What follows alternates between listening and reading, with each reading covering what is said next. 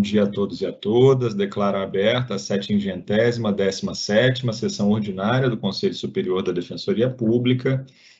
Gostaria aqui de cumprimentar os conselheiros, as conselheiras, as equipes que viabilizam essa transmissão, né, a equipe da CTI, da Secretaria do Conselho, da Comunicação, que também nos acompanham. Conselheiros e conselheiras, foi encaminhada via SEI a ata da última sessão ordinária, de número 716, a sessão desse colegiado, sem o indicativo de que tenha havido apontamentos dos conselheiros e conselheiras, mas renovo aqui a abertura de espaço para eventual indicação de ajuste em relação à pauta. Não havendo, passamos à deliberação. Favoráveis permaneçam como se encontram. Aprovada, então, a ata da 716ª sessão ordinária do Conselho. Conselheiros e conselheiras, gostaria de fazer aqui alguns informes aos senhores e também ao público que nos acompanha. Continuam abertas, né, as inscrições até o dia 23 de novembro para estágio de pós-graduação em Direito na Defensoria Pública. Esse conselho participou ativamente, né, desse processo de debate, de construção do programa de estágio de pós-graduação da Defensoria, e agora iniciamos, então, o primeiro processo seletivo público para ocupar os cerca de 800 postos que foram abertos pela instituição, destacando aqui que há vagas para todas as unidades e núcleos especializados da Defensoria Pública em 3 modalidades, né, de inscrição para essa atividade. Então, essa inscrição pode ser presencial, pode ser para prestar o estágio de forma presencial, de forma remota ou de forma híbrida, isso é, presencial e remota. A indicação da modalidade deve ser feita no ato da inscrição. As informações e o edital do processo seletivo estão disponíveis no site da Defensoria Pública, lembrando que essa seleção conta com políticas de ações afirmativas que foram deliberadas por esse colegiado e que, então, são destinadas a pessoas com deficiências, negras, indígenas, trans e mulheres em situação de violência doméstica. Destacamos também, né, que o processo seletivo é composto por 3 etapas: uma prova online com caráter eliminatório, uma avaliação curricular e, por fim, uma entrevista. A prova online vai ser aplicada no dia 26 de novembro, de 13 às 17 horas, e o valor da Bolsa Auxílio é de R$ 1.500, com jornada de 6 horas diárias. As inscrições, então, são feitas de forma online. Como já destaquei, as informações sobre inscrições, o edital, o quadro de vagas e também o cronograma do processo seletivo estão disponíveis na página da Defensoria Pública. Agradecemos aqui a todos e todas que têm colaborado na divulgação desse processo seletivo. Gostaria de destacar, dentre as atividades da Defensoria Pública Geral, uma reunião que foi realizada com a Secretaria Municipal de Assistência e Desenvolvimento Social da capital, reunião esta que ocorreu na última sexta-feira. Foi uma visita de cortesia ao secretário recém-empossado, secretário Carlos Bezerra Júnior, que assumiu essa importante função. A reunião também surge, né, de um pedido, uma provocação dirigida à Defensoria Geral, do Núcleo Especializado de Cidadania e Direitos Humanos, que então esteve presente, né, representado pelo seu coordenador, Davi Failde, pela coordenadora auxiliar, Fernanda Balera, e também acompanhando o defensor público geral. Estive presente nesse encontro em que pudemos debater temas comuns, né, desafios comuns, notadamente a qualificação do atendimento à população em situação de rua na capital. Desejamos muito sucesso ao secretário Bezerra Júnior e, claro, a Defensoria estará à disposição para a construção dessa política pública tão essencial para a população do município. Nós que estamos sediados, né,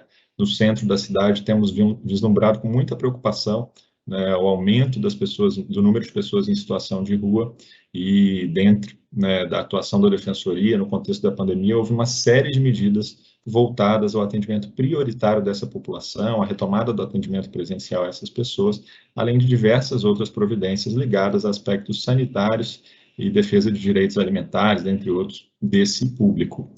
Também gostaria de destacar aqui, dentre esses breves comunicados da presidência, a atualização que foi feita no sistema Defensoria Online, que agora tem uma funcionalidade de atendimentos a revisar. Aqui convido a todos e todas para que possam acessar também as informações que foram divulgadas no informe #gestão, que destaca, né, que essa atualização do DOL entrou no ar na última quinta-feira e apresenta essa funcionalidade, né, que visa, então, facilitar a revisão de atendimentos. A funcionalidade foi criada a partir de sugestões de defensoras e defensores para viabilizar, então, que cada membro da carreira possa, né, a partir da organização da unidade, né, com a divisão de tarefas, muitas vezes defensores substitutos ou coordenadores de atendimento, todos possam fazer a revisão dos atendimentos realizados em determinado dia ou período, sem que precisem acessar cada uma das defensorias dos titulares dos processos, bem como agora também é possível filtrar a revisão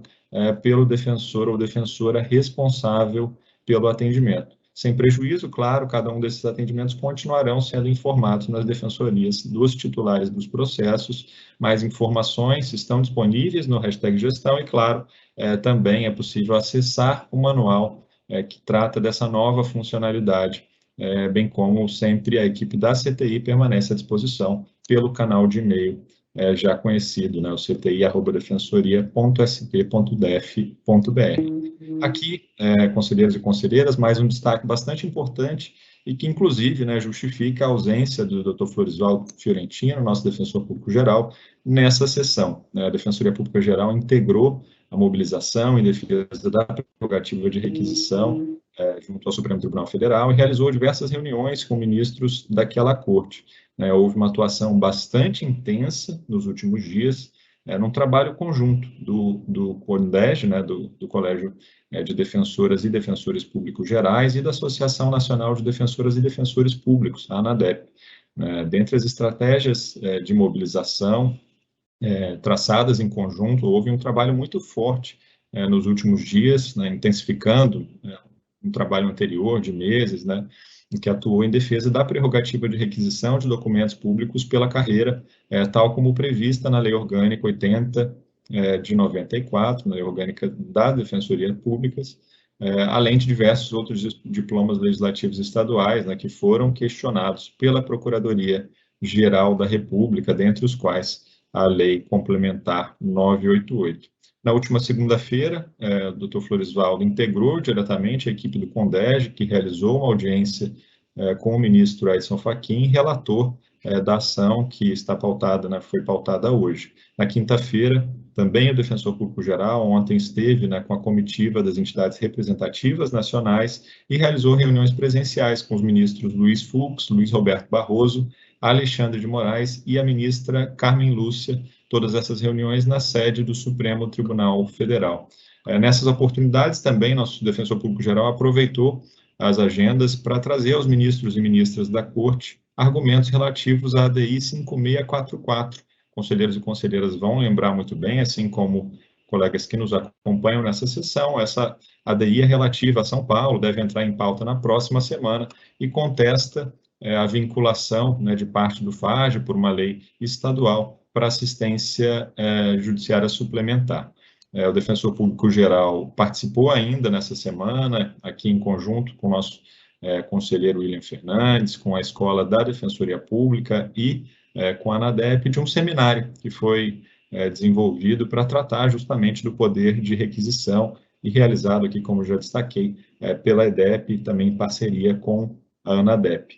O evento contou com palestra do jurista e diretor da Faculdade de Direito da GV São Paulo, Oscar Vilhena Vieira, que também integra a Comissão Arnes de Defesa dos Direitos Humanos, uma das diversas entidades da sociedade civil que se manifestaram publicamente pela defesa dessa prerrogativa. Como mencionei, também participaram, né, do evento nosso ouvidor, William Fernandes, o diretor da escola, Guilherme Pitina, a presidente da ANADEP e o nosso colega, o defensor público paulista, Rafael Munerati, que atua junto aos tribunais superiores. Também nessa semana, em relação a esse tema, foi divulgada uma pesquisa do CONDEG, foi publicada ontem, que aponta a importância do poder de requisição para a Defensoria Pública e que destaca como esse poder contribui para a redução da judicialização dos casos em que foi utilizado. A gente agradece aos 93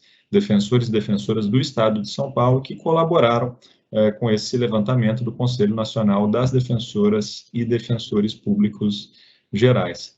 Além dessas comunicações, claro, é importante aqui destacar que efetivamente foi pautada a ADI nessa madrugada e todos e todas acompanharam o voto que foi proferido pelo ministro relator, pelo ministro Edson Fachin, que foi um voto indicando seu entendimento pela improcedência da referida ação, um voto bastante importante para todos que puderam acompanhar esse voto na ADI 6852, que indica então, reconhece a diferença entre os papéis exercidos pela Defensoria Pública e pela advocacia, aponta e reconhece avanços na autonomia e no autogoverno da instituição, especialmente a partir da Emenda Constitucional 80, e destaca que o poder de requisição figura como um instrumento para a realização da missão institucional da Defensoria Pública, tal como ocorre em relação ao Ministério Público. Também o ministro relator reconheceu a constitucionalidade desse poder, destacando a importância para a defesa dos vulneráveis, para a promoção do amplo acesso à justiça e para a redução das desigualdades. O ministro ainda superou, entendeu que estavam superados aqui, não subsistiam mais os parâmetros utilizados quando do controle de constitucionalidade na ADI 230, que tratava de dispositivos da Constituição do Estado do Rio de Janeiro, reconhecendo que com a Emenda Constitucional 80 de 2014, a Defensoria foi alçada expressamente ao patamar de expressão instrumento do regime democrático e também lhe foi atribuído o dever de proteção dos direitos humanos, da tutela de direitos coletivos e que, com isso, houve um avanço em relação às disposições constitucionais anteriores que tinham um papel, em sua visão, mais restrito à assistência gratuita. Nesse sentido, o poder de requisitar, segundo o ministro relator, foi atribuído a defensoras e defensores para que exerçam, então, de forma desembaraçada, uma função essencial de acesso à justiça, à democracia, e especialmente também reconhece ali em seu voto o trabalho da Defensoria na atuação coletiva e fiscalizadora. Nesse sentido, é preciso destacar aqui, acho que a nossa conselheira Cristina Guelph, também o conselheiro William Fernandes, que viveram certamente muito intensamente o movimento para a criação da Defensoria Pública do Estado de São Paulo, e que aqui me parece, eu não pude acompanhar esse movimento, não morava aqui, ainda não cursava direito, mas me parece que nos últimos dias nós resgatamos a construção de um grande caldo, de uma grande sintonia de pessoas que reconhecem o trabalho, a importância desse trabalho da Defensoria e o momento delicado que vivem os usuários e usuárias do nosso serviço, com o aumento do empobrecimento, com o enfraquecimento dos serviços públicos e que dependem, muitas vezes, do trabalho da Defensoria Pública para acessar direitos. Então, foi muito positivo, acho que no decorrer dessa sessão, certamente nós poderemos citar diversos nomes de pessoas que se envolveram diretamente nesse processo, mas aqui, para não me estender e também, na sequência, podermos fazer conjuntamente essas citações, gostaria aqui de destacar o trabalho da diretoria do CONDEG, também já destaquei aqui o envolvimento direto do nosso defensor público geral, também destacar do conselheiro William Fernandes, presidente não só o nosso ouvidor geral, mas também presidente do Colégio de Ouvidoras e Ouvidores da Defensoria Pública, também o Dr. Marcos Edson, do Colégio Nacional de Corregedores Gerais das Defensorias Públicas, e como já mencionei aqui, a Associação Nacional de Defensoras e Defensores Públicos, e faço essa citação aqui em nome do Augusto, presidente da APADEP, também sempre engajado nas atividades de interesse da instituição. No decorrer da sessão, seguramente nós podemos citar diversas pessoas que colaboraram, que se engajaram, que emprestaram seu nome em defesa desse poder, mas, claro, em defesa da instituição, em reconhecimento ao trabalho que é por ela prestado. Então, são esses aqui os informes da presidência. Eu gostaria de passar a palavra para a Sara. Bom dia, Sara, para as comunicações da secretaria. Bom dia, presidente. Bom dia a todos e todas. A Secretaria do Conselho justifica a ausência do conselheiro Rodrigo Gruppi na sessão de hoje. Obrigado, Sara. Então, feito esse registro, passamos agora para o momento aberto por vídeo. Nós temos hoje 2 inscrições. A primeira delas vem da Carolina Toledo Diniz, ela que representa o Conectas Direitos Humanos, pedindo aqui, então, ao Thales a gentileza de iniciar a transmissão. Bom dia a todas e todos, sou Carolina Diniz, da Conectas Direitos Humanos. É uma honra participar dessa sessão do Conselho Superior ocupando o momento aberto. Eu hoje venho aqui prestar meu reconhecimento à importância do trabalho que o Núcleo de Situação Carcerária tem desenvolvido ao longo dos últimos anos e pedir a aprovação da política institucional de inspeções no sistema prisional. O NESC, nos últimos anos, conseguiu ampliar significativamente o número de inspeções realizadas em unidades prisionais no estado de São Paulo, e para isso desenvolveu uma metodologia própria de visitas, que permite identificar, documentar violações de direitos humanos, encaminhar denúncias e gerar dados sobre o sistema prisional paulista. As informações obtidas por meio dessas inspeções têm subsidiado não apenas litígios e outras intervenções da Defensoria, mas também de parceiros como a Conectas, em âmbito local, nacional e internacional.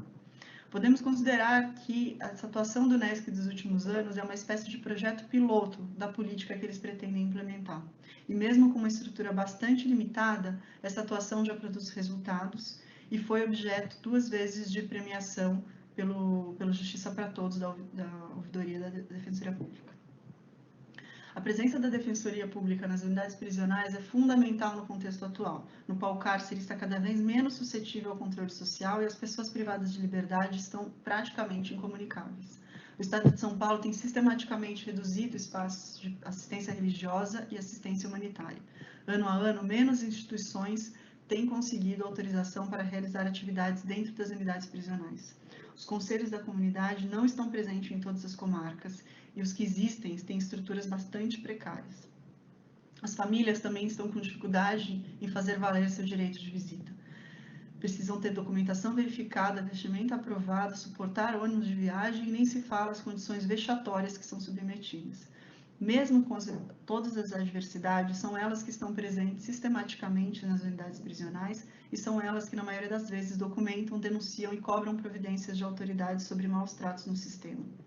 Não podemos, porém, como sociedade civil, muito menos como Defensoria Pública, depositar nas famílias o ônus de transformar visitas em inspeções.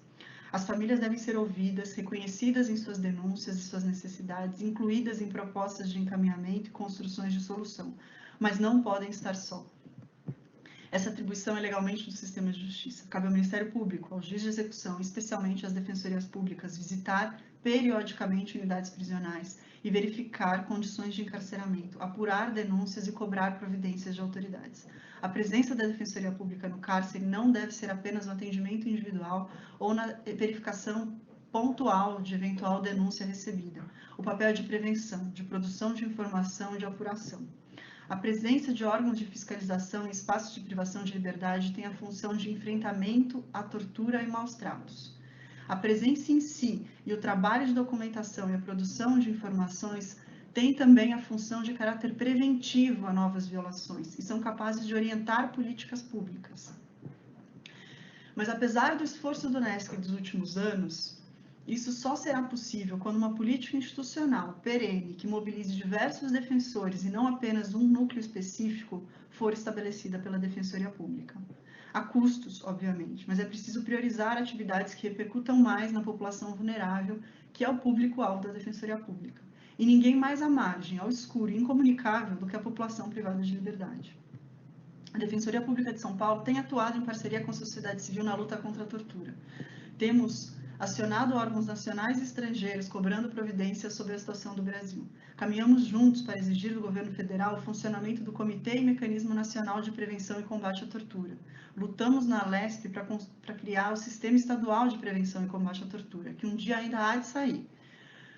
Acionamos o Poder Judiciário pela manutenção das audiências de custódia presenciais. Foram várias as ações chamando órgãos públicos às suas responsabilidades. Agora chamamos a Defensoria Pública de São Paulo para essa tarefa. Pedimos ao Conselho Superior que aprove a política de inspeção do sistema prisional, zele por suas atribuições e demonstre compromisso institucional da Defensoria com a população privada de liberdade e com a prevenção e enfrentamento à tortura. Obrigada. Obrigado, Thales. Agradeço imensamente a Carolina Diniz pela mensagem encaminhada à Defensoria Pública, que seguramente vai colaborar efetivamente aqui na discussão acerca da proposta apresentada pelo Núcleo Especializado em Situação Carcerária de uma política institucional mais robusta de inspeções no sistema prisional.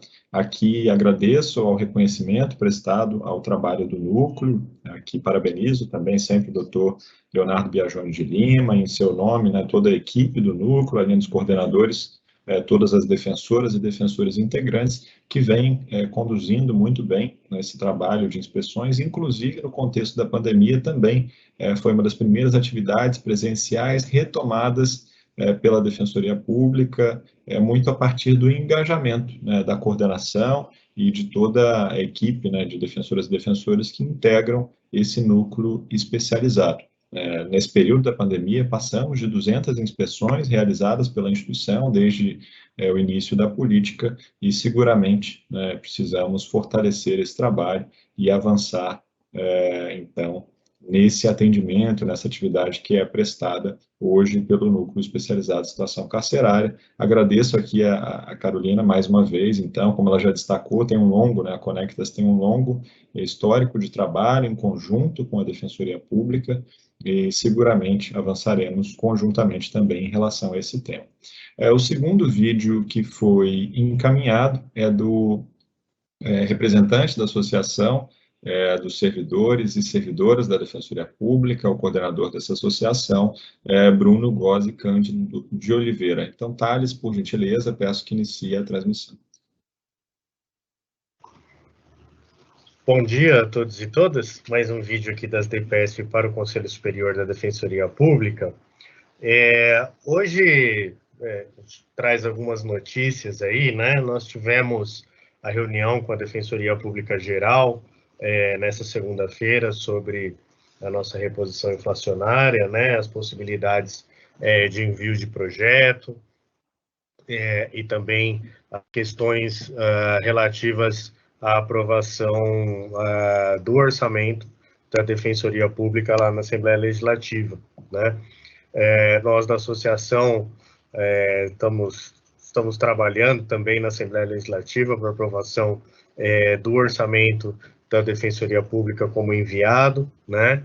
Trabalhando por algumas emendas claras positivas, né? Para que, se há a possibilidade da gente conseguir incrementar esse orçamento, né? E também para que a gente possa aí trabalhar também com relação ao projeto que efetivamente daria reposição inflacionária para os servidores e servidoras, né? Foi bastante importante a reunião para a gente sentir as necessidades e os problemas que a administração tem sentido aí com relação as negociações com o Poder Executivo, né? A gente continua, né? Claro, isso acho que ficou bastante claro na reunião, né? E eu tenho trazido muito aqui, né? A nossa necessidade de envio o mais célere possível desse projeto para a Assembleia Legislativa, para que a gente possa ter a possibilidade, ainda há a possibilidade de aprovação esse ano, né, se a gente conseguir trazer esse projeto de uma forma costurada e negociada com o governo do Estado de São Paulo, né? Então, a gente verifica que essa possibilidade ainda existe e que, portanto, a gente fica aí no aguardo também das negociações da Defensoria Pública Geral com o Poder Executivo.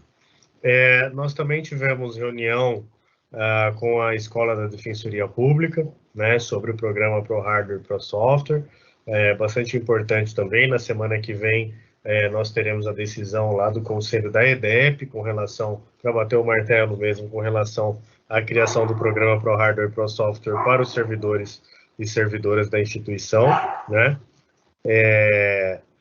A gente fica bastante feliz, né, com a criação desse programa. É uma justiça aí que vem sendo feita para os servidores e servidoras desde 2015, quando esse programa foi criado somente para os defensores. A categoria vem cobrando, né, e esse ano nós conseguimos estamos conseguindo aí, né, terminando as negociações e as questões com relação a esse programa, né? Nós também conversamos na própria reunião com o Defensor Público Geral, também esteve presente o primeiro subdefensor público geral, e nós pré-agendamos, né, 2 reuniões bastante importantes para a categoria, que é uma reunião do Defensor Público Geral com os aprovados e aprovadas nos concursos de servidores, né, tanto de agentes quanto de oficiais, né? A gente está precisando conversar um pouco sobre essas vagas, né, a expansão da defensoria, as mudanças que a gente precisa com relação ao número de servidores e servidoras da instituição, especialmente com essas questões novas de teletrabalho, que a gente tem visto que muitos servidores estão, inclusive, extrapolando os horários, servidores fazendo várias funções diferentes, como oficiais do administrativo, tendo muito que trabalhar no atendimento, né? Então, vai ser importante essa reunião para a gente arrumar essas questões, né?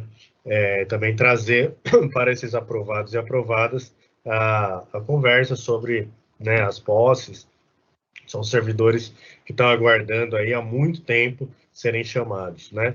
E também, por fim, também marcamos uma reunião com o primeiro subdefensor público geral para tratarmos da questão da hora do almoço como hora trabalhada, que a gente já vem também tratando bastante aqui no Conselho dessa necessidade, tratando com a administração superior, né? E aí teremos aí, daqui provavelmente, não essa semana, na próxima, uma reunião com o primeiro subdefensor público geral sobre esse tema. Tá bom? Muito obrigado a todos e todas. Boa sessão.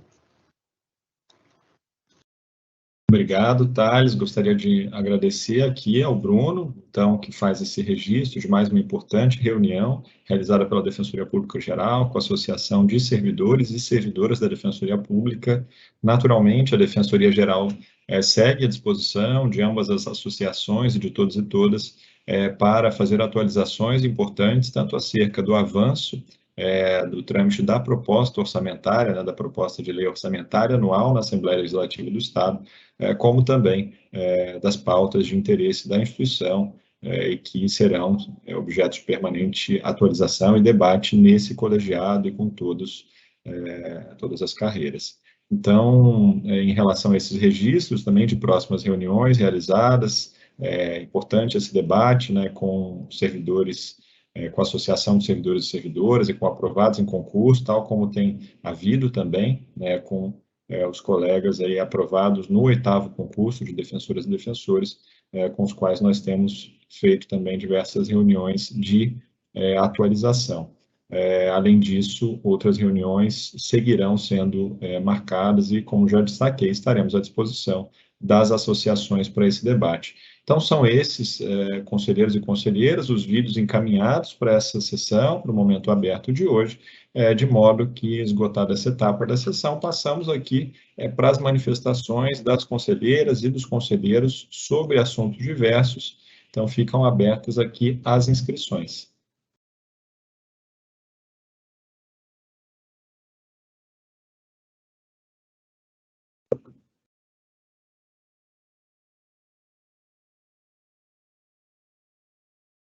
O Augusto, conselheiro Augusto, presidente da Associação Paulista de Defensoras e Defensores. Augusto, bom dia, com a palavra.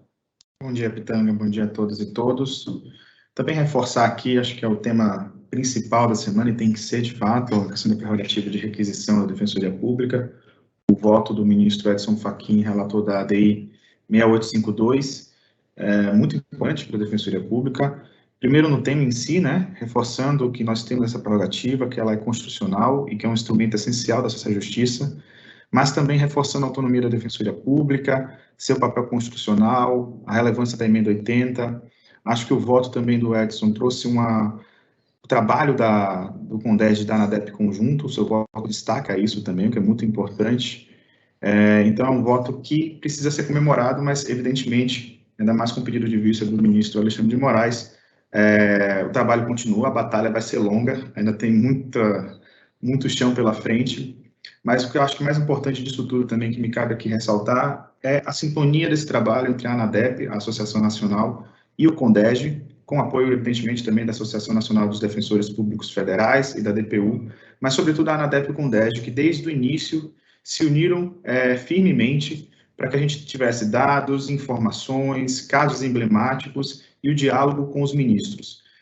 Praticamente todos os ministros já foram acessados, hoje, inclusive, há mais 3 ministros, agora o pessoal tem reunião com o Nunes Marques, e vai ter também com o Toffoli e com o Lewandowski ainda hoje. É um trabalho conjunto muito rico e muito importante que tem gerado frutos. Já vem de outros casos, mas neste particularmente me pareceu que a sintonia ficou muito mais bem aprimorada. Vejo isso com bons olhos, acho muito importante esse trabalho nacional, que reflete também decisões favoráveis à Defensoria Pública. Também cabe ressaltar a importância e o ganho político-social da Defensoria Pública essa semana. A divulgação nos meios sociais foi muito grande e muito positiva. A gente teve apoio de parlamentares, a gente teve apoio do meio jurídico, quase como um todo.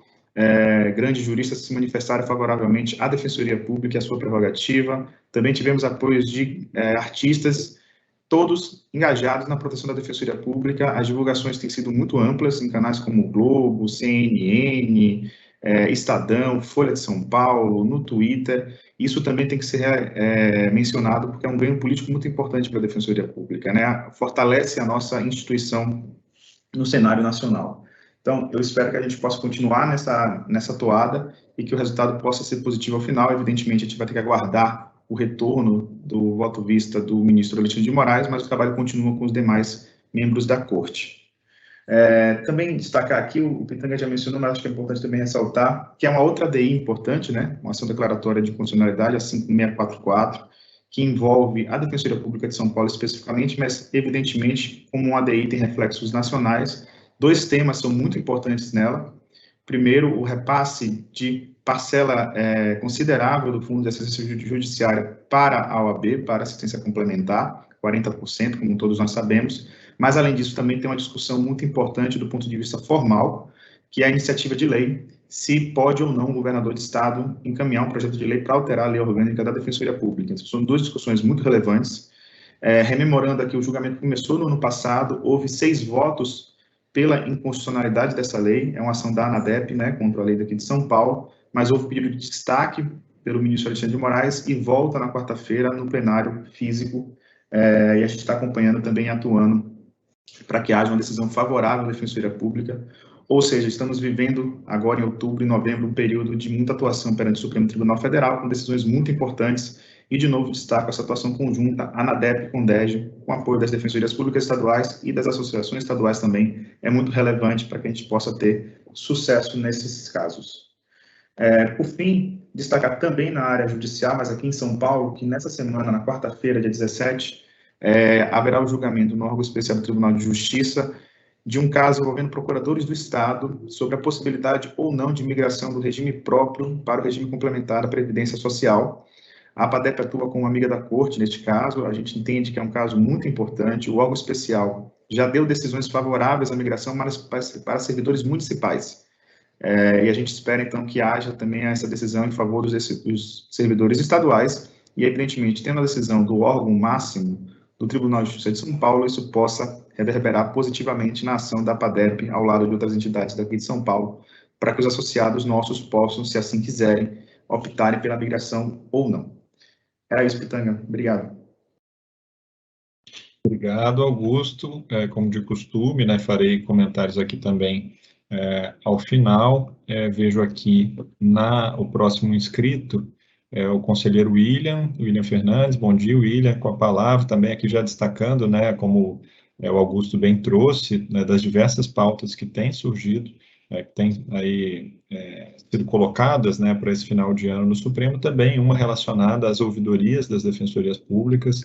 Então, aqui, William, cumprimentando mais uma vez pelo trabalho, né, não só como nosso ouvidor geral, mas na presidência do órgão nacional de representação das ouvidoras e ouvidores. Bom dia. Bom dia, presidente. Bom dia, conselheiras. Bom dia, conselheiros. Presidente, eu gostaria de falar sobre 3 assuntos. Um deles está... Bom, em primeiro lugar, queria cumprimentar a Carolina Diniz, do Conectas, que esteve aqui, da sociedade civil, minha colega, fez mestrado comigo na GV, em administração pública, e trouxe essa temática importante relacionada à política de inspeções, que está sendo tramitada aqui. É sempre importante ressaltar a necessidade da atuação da sociedade civil no momento aberto. Isso acaba gerando uma massa, né, de participações internas e opiniões externas a respeito de processos que tramitam no Conselho Superior, que, na verdade, é a essência do momento aberto, né? Então, é muito rico, muito importante. Queria agradecer a Carolina Diniz e também ao Unesp, que fez essa mobilização para que as entidades permanentemente venham aqui no momento aberto se manifestar. Como já disse, presidente, a respeito desse assunto, a gente fez uma reunião com o Unesc, junto com o Conselho Consultivo da Ouvidoria, onde esse assunto foi objeto de debate, e também fizemos uma reunião com familiares de presos, onde o Unesc teve a oportunidade também de apresentar esse assunto. Nessa ocasião esteve presente, além da relatora aqui do nosso conselho nessa temática, que é a Mara, também esteve presente o Unesc, a FAP, que é a Associação de Familiares de Presos, e a Pastoral Carcerária. De maneira praticamente única na nossa reunião. Não vou dizer que a política de inspeção foi colocada como uma necessidade de aprovação, mas foi reconhecida a necessidade da Defensoria Pública se fazer mais presente nos presídios. E a política de inspeção é uma das respostas possíveis, de modo que eu acho que é bem conveniente essa lembrança trazida pela sociedade civil aqui, hoje na figura da Carolina Diniz. Tenho certeza que a gente vai evoluir nisso no momento adequado. Presidente, sobre os dois temas dessa semana, que eu acho que foi amplamente debatido em diversos locais, no jornal, nas redes sociais, eu gostaria de relatar aqui algumas ações aqui da sociedade civil, encabeçadas tanto pelo Conselho Consultivo da Ouvidoria, quanto também pelo Conselho Nacional de Ouvidorias de Defensorias Públicas. Em primeiro lugar, agradecendo a citação, presidente, das ações da sociedade civil, e registrando, Augusto, que se a sociedade civil me vê falando aqui e não me vê puxando a sua orelha, o que eu faço carinhosamente, obviamente, eles vão puxar minha orelha. O Augusto citou os artistas, o Estadão e vários outros atores que estão envolvidos, mas não citou a sociedade civil na sua fala. Se a sua fala não fosse importante, eu não teria falado isso, viu, Augusto? Por isso que eu estou falando, por isso que eu estou te William, perdão, mas eu participei ontem do evento, da plenária, todo o país, e fiz a ressalva da importância da sociedade civil. Evidentemente, é um ator extremamente importante para que a gente possa ter sucesso nessa ação. Obrigado, Augusto. Bem, mas eu gostaria de primeiro agradecer ao Augusto, esteve presente ontem representando a Associação Nacional de Defensores Públicos, em nome da Rivana, representando, ficou até do início, praticamente quase até o final, na nossa plenária, movimentos sociais. Queria ressaltar Augusto, o presidente, demais conselheiras, que, de fato, esse tema, ele tem envolvido a sociedade civil, porque enfraquecer a defensoria, eu tenho dito isso nos espaços que tenho participado, enfraquecer a defensoria pública, enfraquecer as defensorias públicas, é, sem dúvida nenhuma, enfraquecer a sociedade como um todo. Nós temos um projeto de nação, e nesse projeto de nação, muito bem delineado, no artigo 3º da nossa Constituição, é necessário criar instrumentos necessários para que esse projeto seja viabilizado. Quando a gente fala em reduzir desigualdade, estabelecer uma sociedade civil, uma sociedade mais justa e igualitária, é necessário criar instrumentos que consigam dar conta desse projeto de nação. E a Defensoria Pública é um desses instrumentos necessários a promover a equidade em todas as esferas, né?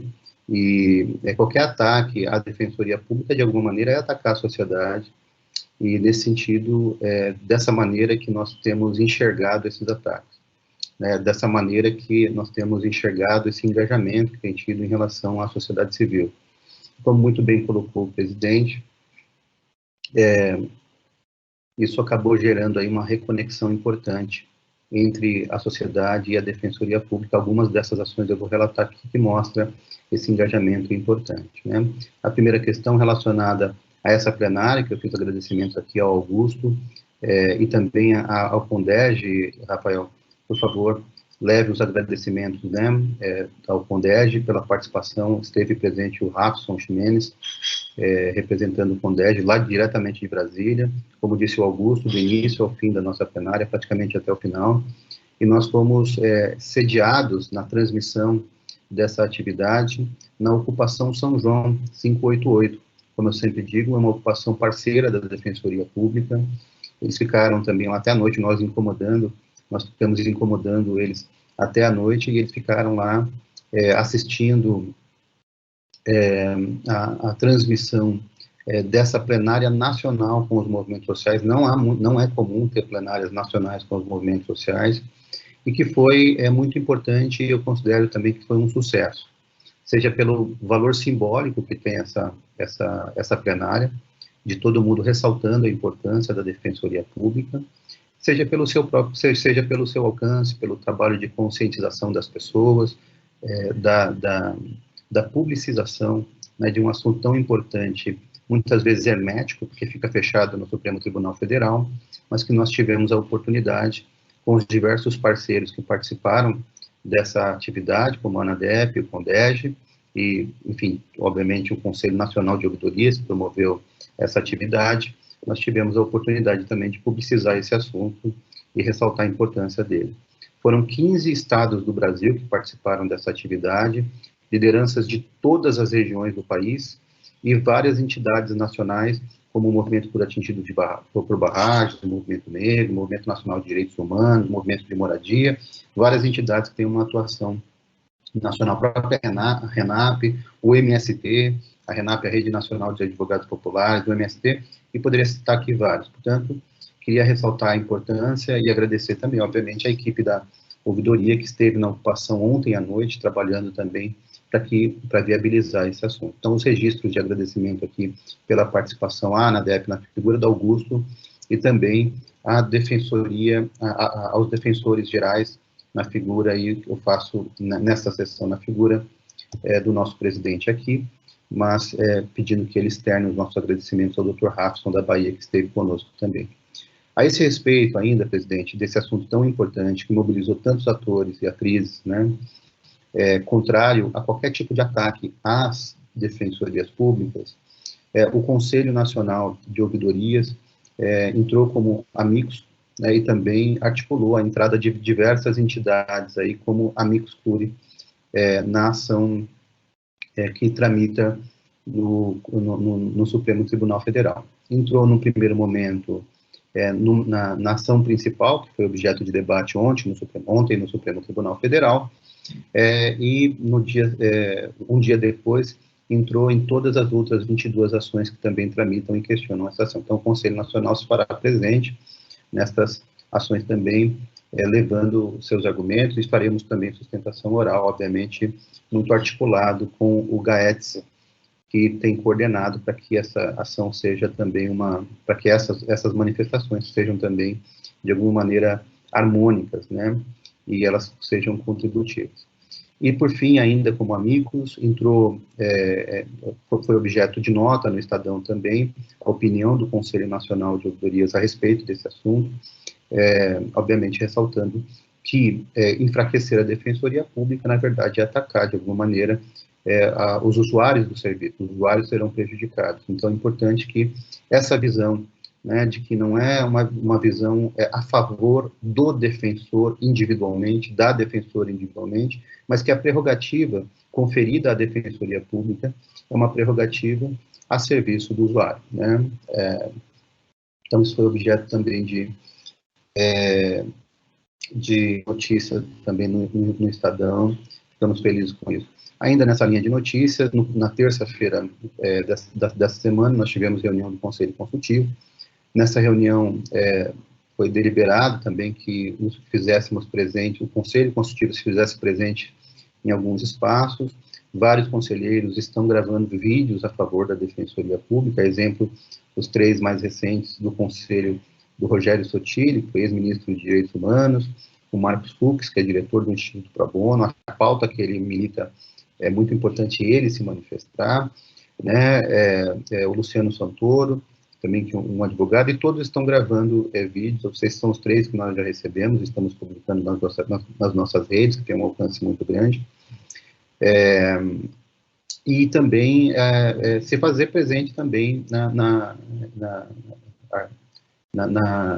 análise a respeito desses assuntos. 2 conselheiras se manifestaram, hoje foi objeto de na página 3 do Estadão, foi objeto de um artigo que iniciou no Conselho Consultivo da Ouvidoria, assinado pela professora Maria Tereza Sadek e também pela professora Luciana Gross, obviamente ressaltando que a importância da prerrogativa de requisição às defensorias públicas. Então, esse artigo publicado hoje também iniciou o projeto de discussão e aprovação dele no Conselho Consultivo da Ouvidoria. Por fim, presidente, ainda a respeito desse assunto, eu gostaria de dizer que solicitei um parecer ao Instituto Pro Bono, que coordena uma rede de advogados de renome, solicitei um parecer pela constitucionalidade da Lei 132, já que isso está sendo debatido no Supremo Tribunal Federal. Tenho conversado com o GAEC sobre quem faz a sustentação oral pelo Conselho Nacional de Ouvidorias, provavelmente serei eu, mas solicitamos um parecer pela constitucionalidade da Lei 132, que é objeto também de ataque no Supremo Tribunal Federal, que questiona dispositivos relacionados à criação das ouvidorias nas defensorias públicas. E terminando, na verdade, falei que era por fim, terminando esse assunto, presidente, nós estamos em curso, e aí eu gostaria de pedir que a presidência, que se possível, consulte também a comunicação para saber se é possível a inclusão de um link na nossa ata aqui, nos informes da nossa reunião. Nós estamos numa campanha que dura 3 dias, coletando adesões ao manifesto da sociedade civil em favor da prerrogativa de requisição das defensorias públicas e em favor também das ouvidorias, já que uma das ações questiona dispositivos da Lei 132 relacionados às ouvidorias. E nós, em 3 dias de articulação, nós conseguimos centenas de assinaturas, né? Isso é muito bom, né? Nós ficamos muito felizes com esse resultado. De alguns parlamentares, inclusive, a gente não tinha pensado em articular parlamentares, mas o link chegou lá e nós vimos que vários parlamentares acabaram assinando, como a exemplo da Mônica Benício, viúva da Marielle Franco, no Rio de Janeiro, o Eduardo Suplicy, aqui em São Paulo, e aí começou a haver algumas adesões também de parlamentares.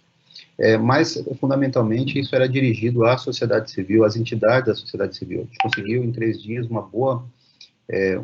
bom número de adesões, com destaque, presidente, para o estado de São Paulo. Eu coloquei um filtro na planilha, e a planilha mostrou que, na parcial, 46% das entidades que aderiram eram entidades de São Paulo, o que é muito bom.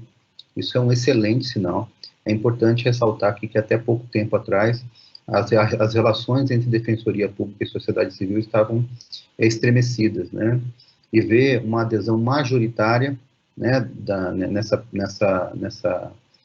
participação nacional, nesse manifesto em favor das defensorias públicas, é um excelente sinal.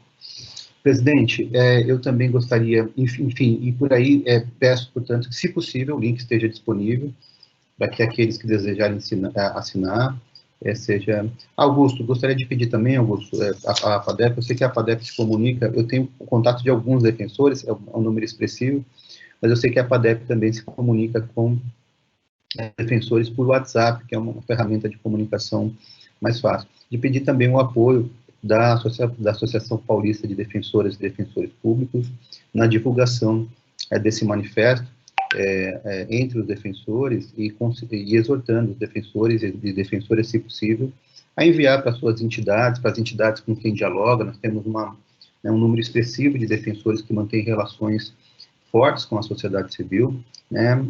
Os núcleos, a gente tem uma proximidade maior, então conseguimos conversar de maneira mais próxima, mas tem vários defensores e defensoras no interior, na região metropolitana, na Baixada, né, Alex, que têm relações fortes aí com a sociedade civil, enviar para suas entidades, exortar suas entidades a aderir eu acho que seria, portanto, algo, se possível, né, eu gostaria de solicitar à PADEF também que colocasse nos seus informes o pedido de adesão, coloco aqui o link aqui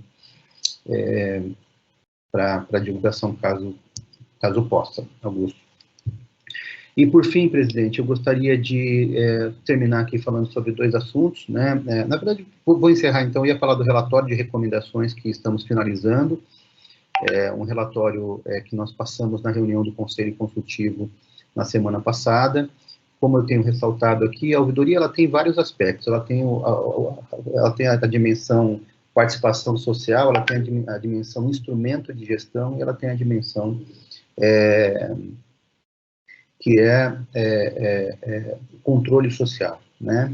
Nessa linha, esse relatório de recomendações, que é um relatório importante, que eu vejo, inclusive para o Conselho Superior da Defensoria Pública, ele sistematiza a relação entre a ouvidoria e a administração, né? A partir dos problemas constatados, quais foram as recomendações elaboradas pela sociedade à administração em relação aos problemas que constatou. E nós fizemos uma primeira versão, esse trabalho obviamente é público, ele tem várias fontes, né, a partir do nosso diálogo com busca ativa, nós temos um projeto chamado Face da Defensoria, nós temos um outro projeto chamado Lugar de Fala, a gente vai sistematizando uma série de recomendações, e a ideia é que esse documento ele seja público e que as pessoas tenham acesso, estamos finalizando e compartilharemos aqui também com o Conselho Consultivo, com o Conselho Superior da Defensoria. O outro assunto, presidente, eu gostaria de parabenizar, você não falou ainda, acho que das conferências, né, mas parabenizar a realização das conferências ao longo desses finais de semana, foi excelente, eu fiquei muito feliz também com os resultados, uma adesão, acho que até massiva, e vi também que essas atividades estão sendo divulgadas também nas redes da ouvidoria. Então, portanto, eu queria parabenizar a comunicação da Defensoria Pública, porque ao mostrar, né, que essa participação, essa interação, inclusive com algumas imagens, isso acaba gerando um certo engajamento importante aí daqueles que ainda não se inscreveram para a próxima etapa, que ainda está aberta. A gente está tentando fazer também um trabalho grande aqui de divulgação nas redes da ouvidoria, mas avaliamos muito positivo aí essa iniciativa também da comunicação em relação às conferências. E uma boa notícia, a Defensoria Pública de São Paulo, nós teremos novembro é um mês muito simbólico, né, especialmente onde as questões e a pauta da igualdade racial é debatida, com bastante disputada. Nós estamos elaborando pelo Conselho Nacional de Ouvidorias, na Bahia, né, uma atividade que nós chamamos de Selo Esperança Garcia, por uma Defensoria Pública Antirracista, onde nós procuramos olhar para ações de equidade racial implementadas pela Defensoria Pública e reconhecer essas atividades em 3 categorias: a categoria ouro, a categoria prata e a categoria bronze, né? A ideia não era que fosse um prêmio para excluir defensorias, mas de reconhecer, então, jogar no positivo, reconhecer atividades que foram importantes executadas nessa área da equidade racial. Tem vários critérios de análise, e a gente sempre é muito crítico aqui, mesmo a Defensoria Pública, reconhecendo que mesmo a Defensoria Pública tem muito espaço para investir na sua intensificação nas políticas de equidade racial. E há mesmo, né? Mas, com o que a Defensoria Pública já tem, com o que a Defensoria Pública de São Paulo já fez, ela foi colocada na categoria ouro, que é interessantíssimo, importantíssimo, acho que isso fortalece a causa. Como disse, isso não significa que está pronto o trabalho, né? Há muito espaço ainda para evoluir nas políticas de equidade racial, mas agora, daqui a 2 semanas, no estado da Bahia, como parte de uma série de atividades que serão realizadas em relação à política de equidade ao Novembro Negro, em que nós estamos indo com uma comitiva aqui de São Paulo, com a Isadora, com o Marcelo Bonilha e outros atores aí para discutir equidade racial no âmbito no âmbito do selo Esperança Garcia. a Defensoria Pública de São Paulo foi colocada na categoria O. Essa é uma boa notícia. Presidente, eu vou encerrar minha fala aqui para respeitar aqui os demais conselheiros e conselheiras, e aí, na semana que vem, eu vou incluir os outros assuntos. Obrigado, presidente. Obrigado, conselheiros e conselheiras. Obrigado, William. Agradeço aqui, eu já tinha anotado mesmo a falha em relação às conferências, também no final faço aqui algumas observações, mas agradeço o destaque. O próximo inscrito é o conselheiro Juliano Baceto. Bom dia, Juliano, com a palavra. Bom dia, Rafael. Bom dia, conselheiros, conselheiras, pessoal que nos assiste. Também vou tentar não ficar repetindo o que já foi falado, mas não dá para deixar de registrar, né, essas pequenas batalhas, algumas muito importantes que estamos enfrentando novamente, né, e aparentemente a Defensoria às vezes precisa disso, né, de sofrer uns ataques para a pessoa sair da inércia e começar a atuar novamente, né, como uma instituição autônoma, altiva, se defendendo, não baixando a cabeça, e de fato, alguns sinais positivos a gente pode tirar, pelo menos do resultado até agora, né, dessas batalhas. Espero que a gente continue se organizando, se fortalecendo para enfrentá-las, porque, de fato, esse poder de requisição, né, da Defensoria, ainda que muitas vezes usemos de forma bem comedida, né, não é comum a Defensoria ficar oficiando os órgãos de uma forma imperativa, mas o simples fato de existir a requisição é o que muitas vezes obriga esses órgãos a nos atender, a nos responder, né? E, de fato, perder esse poder por esse argumento, comparando com a advocacia privada, como se não fosse uma instituição pública, como se não fosse um instrumento, né, do regime democrático, enfim, como se não estivéssemos atendendo a população que mais precisa, né, do Estado, seria uma grande derrota. Então, é importante registrar, não a vitória, porque está longe ainda de acontecer, mas essa movimentação, essa saída da inércia, né, que essa letargia que, de uma certa forma, vinha contagiando a Defensoria. E tem outras frentes de batalha. Então, não vou me alongar nesse. Eu pedi a palavra, Rafael, até para, pegando o gancho no comunicado que recebemos essa semana, né, sobre a folga orçamentária que foi constatada pela administração para permitir a indenização de licenças, prêmios que, num primeiro momento, pela regra original, não seriam pagas este ano, né? E aí me chamou a atenção, eu fui retomar lá no portal da transparência, está atualizado até setembro, e, de fato, né, a arrecadação do FAGE continua num patamar historicamente elevado, né?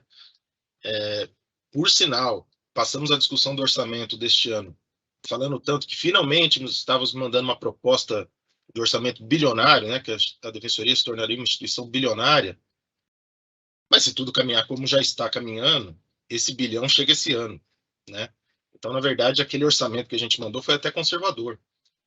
A impressão que passa é que o orçamento que encaminhamos para o ano que vem, ele foi muito conservador. E eu queria depois uma informação da administração sobre os estudos que já estão sendo feitos com essa folga orçamentária, para retomarmos aquela conversa das outras temáticas de valorização remuneratória que vínhamos falando, e inclusive o envio do projeto, né, iniciativa do DPG, mas as outras soluções que vêm sendo cobradas aqui rotineiramente, porque a folga orçamentária, ela existe. Agora, o que a gente precisa ver é a escolha política do que fazer com isso, né? E eu tomei o cuidado de olhar também o gasto que a gente tem com o convênio, né, que sempre foi uma das maiores despesas de custeio da Defensoria. Apesar do mês de setembro ter sido o maior gasto do ano, né, aqui no portal de transparência está constando quase 14 milhões, é 1,5 milhão a mais do que o mês de agosto. Então, assim, não é que já estamos voltando à normalidade de gastos acima de 20 milhões, 18 milhões, que era o que tínhamos, né? Então, ainda acho, como eu coloquei naquele voto que o Luiz Gustavo leu na sessão, a previsão de gasto com a OAB está tá superdimensionada, mas eu entendo a questão da, né, de essa despesa não se tornar um problema no futuro, ter essa reserva, mas o fato é, e aí eu queria, não quero os dados da administração agora não, mas uma sinalização da administração. Os estudos já estão sendo feitos, né? O impacto de cada um daqueles projetos que temos já foi calculado? Já vai ser compartilhado com o Conselho? Porque isso tem que avançar, a gente já está chegando na metade de novembro, né? Daqui a pouco vai ter orçamento aprovado, mas a gente nem começou a nossa parte aqui, né? Que é o nosso papel aqui, revisar as deliberações, aprovar a proposta de reajuste. Tem várias questões que o Conselho pode fazer, incluindo aquela proposta, né, que mais uma vez foi trazida no momento aberto, né, das vistorias, né, que o NESC, eu acho que tem trabalhado muito bem essa parte de não deixar o assunto esfriar. E então era essa a contribuição que eu queria trazer para o debate de hoje, e eu espero esse retorno da administração. Obrigado. Obrigado, Juliano. Seguimos aqui, o próximo inscrito nessa sessão é o conselheiro Luiz Gustavo. Bom dia, Luiz, com a palavra. Bom dia a todas e todos. Queria também começar aqui, como não poderia ser diferente, pontuando aí as questões jurídicas que a Defensoria, como um todo o território nacional vem enfrentando no Supremo Tribunal Federal, né, em especial as ADIs ligadas à prerrogativa de requisição, né, e também a ADI ligada às ouvidorias externas, que, se eu não me engano, está para ser pautada aí para a semana que vem, né?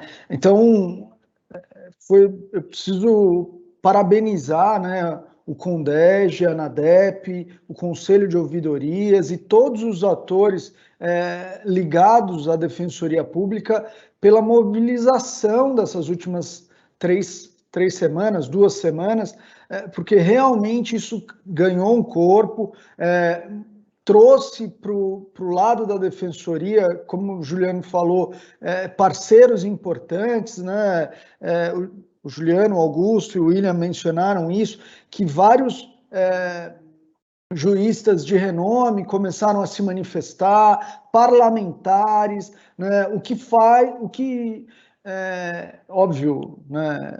Sem descurar das conversas, né? Das audiências com cada um dos ministros, que eu sei que estão sendo feitas, o próprio ingresso, né, como amigos do Conselho de Ouvidorias e de outras entidades, tornaram isso, mas a mobilização pública também colaborou muito para que os ministros começassem a olhar mais detidamente, a ver, tanto do ponto de vista jurídico, como a gente viu no excelente voto do ministro Fachin, como também do ponto de vista social, a importância para a população pobre do Brasil inteiro, e nós estamos num momento que a vulnerabilidade só está aumentando, né?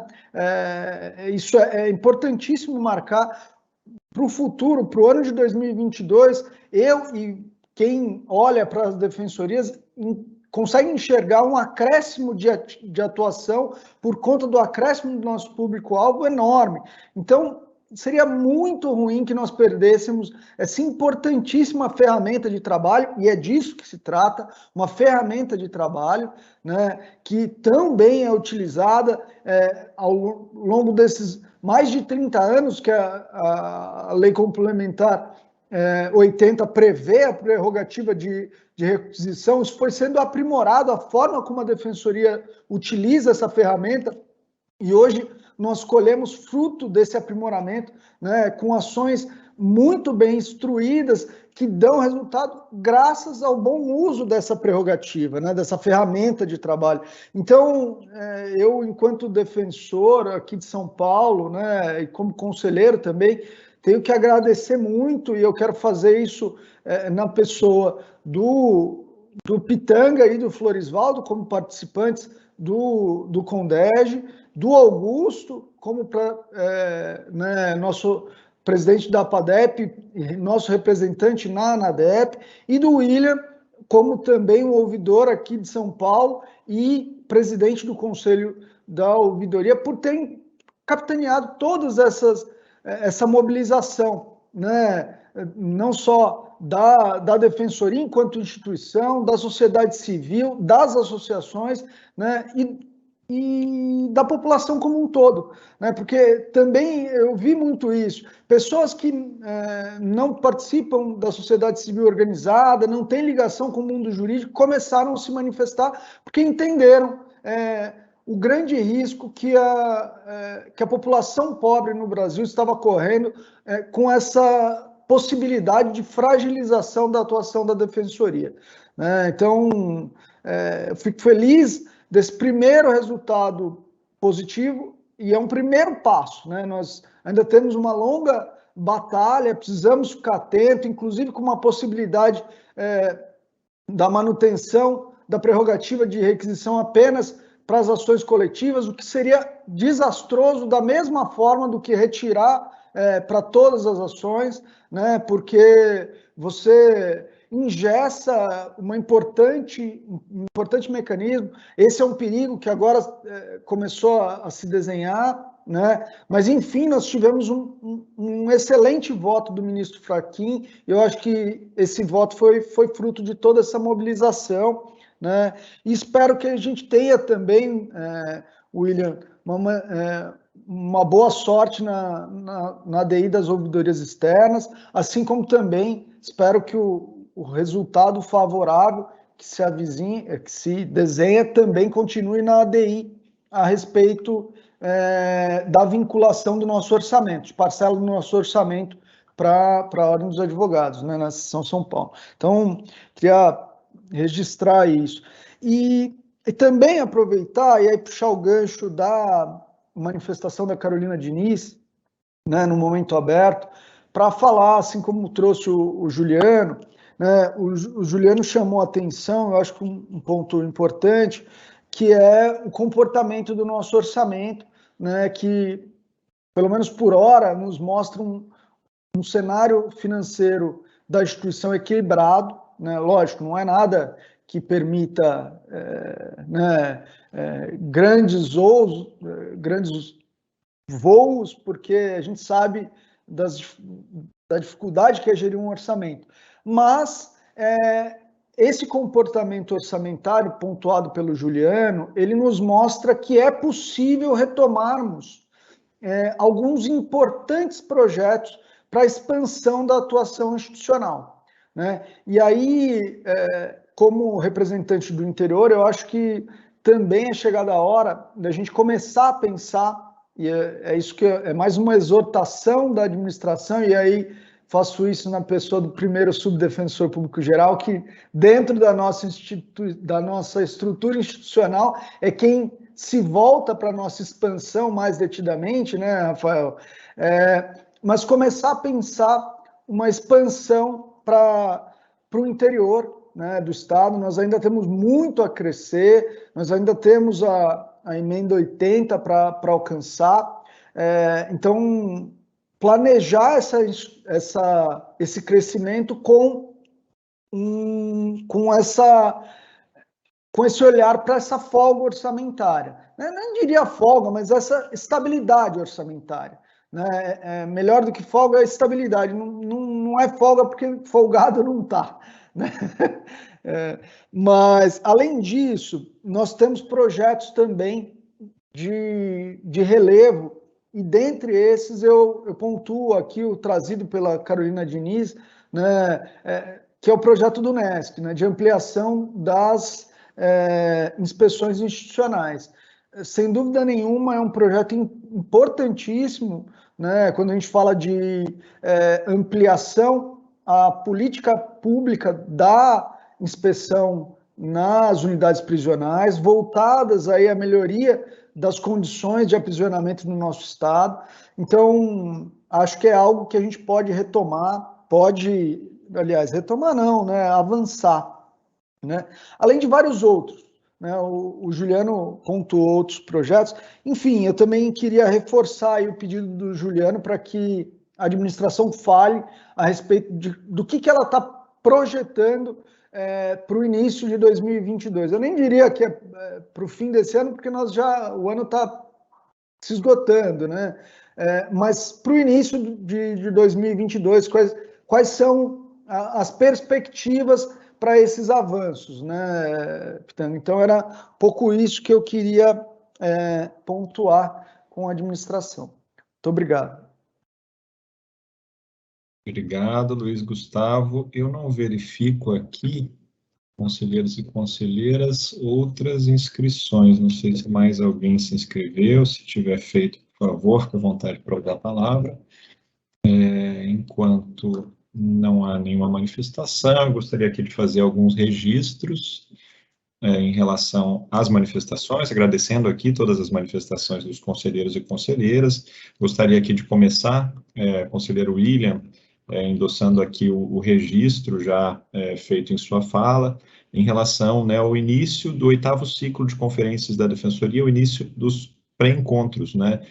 Como já debatido aqui nesse colegiado, esse pré-encontro, essas pré-conferências, melhor dizendo, perdão, nesse ciclo estão sendo realizadas de forma excepcional, de maneira virtual e com debates em eixos temáticos, né? Cada uma das pré-conferências trata de um eixo temático. No último final de semana, nós realizamos uma pré-conferência no sábado, outra no domingo. A primeira delas tratou do tema política de atendimentos, educação e direitos. A segunda, justamente o eixo situação carcerária. Os encontros foram muito positivos, nós tivemos uma participação aquém daquela esperada, né? Nós tínhamos 250 vagas, cerca de 250 pessoas inscritas no primeiro dia, no segundo, mais de 200 também, para debater o eixo de situação carcerária, e contamos com cerca de 100 participantes nos 2 encontros. As discussões foram realmente muito qualificadas. Aqui faço também, William, um registro, né, a fala da ouvidoria, que foi representada pelo ouvidor-geral em ambos os eventos, uma fala muito significativa, né, do reconhecimento de como se deu esse processo de construção de um modelo virtual excepcional do ciclo de conferências, com um debate importante com a sociedade civil, que foi partícipe nesse processo de construção desse modelo, e na manutenção de um ciclo, ainda que virtual.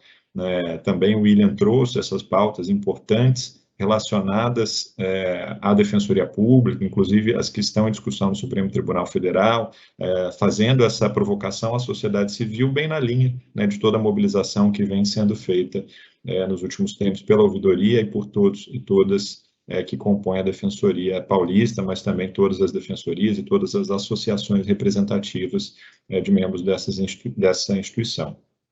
O evento, né, a gente divulgou em nossas redes sociais uma das falas de uma participante, mas teríamos várias outras para destacar em reconhecimento à importância desse espaço, né, pessoas que chegaram pela primeira vez aqui para participar de ciclo de conferências e outras que retornaram e tiveram uma nova experiência.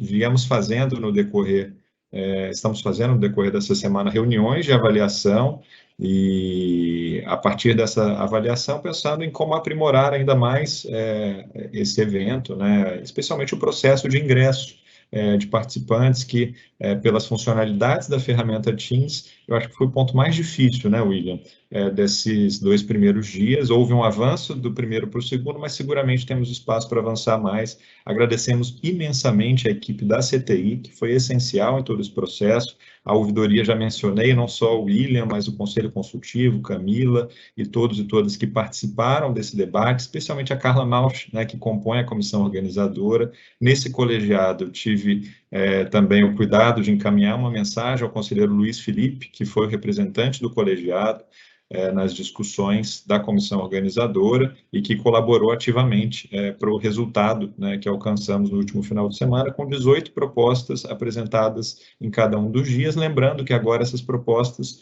estão disponíveis para votação popular. A votação se iniciou na segunda-feira no site da Defensoria e ficará disponível até o próximo domingo, completando 7 dias para a votação popular. As próximas pré-conferências temáticas serão retomadas após o feriado, no dia 20 e 21 de novembro. Mas já faço um destaque, William, que na próxima semana, entre 16 e 19 de novembro, nós teremos as inscrições para as pré-conferências temáticas do mês de dezembro. Aqui também um agradecimento a todos e todas da instituição que participaram da etapa de mobilização regional e que também tem nas unidades da Defensoria Pública, no dia 19 de novembro, a possibilidade de receber pessoas para inscrições presenciais. Lembrando, mais uma vez, o modelo excepcional que foi construído pela instituição prevê a possibilidade que pessoas excluídas digitais possam participar das pré-conferências nas unidades da Defensoria Pública, com apoio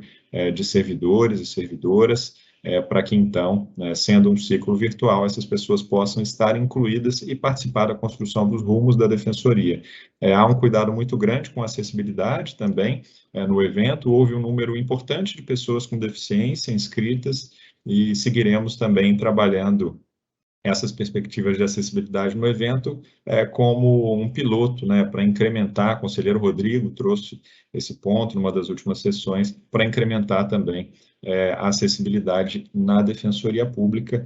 Deixo aqui também um agradecimento muito especial à equipe da primeira subdefensoria, aqui junto com o defensor Rodrigo Calejon, o nosso controlador Eduardo Fontes, mas especialmente as servidoras Juliana Carlos, Tandara Santos, Maria Eduarda Sintra e Gilson Laforga, que têm se dedicado a esse tema, dentre todas as suas outras atividades, nos últimos meses.